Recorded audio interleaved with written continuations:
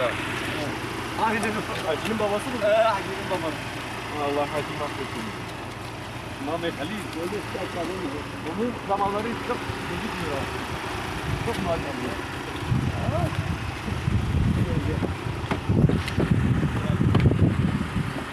Bak ya harika çiviler.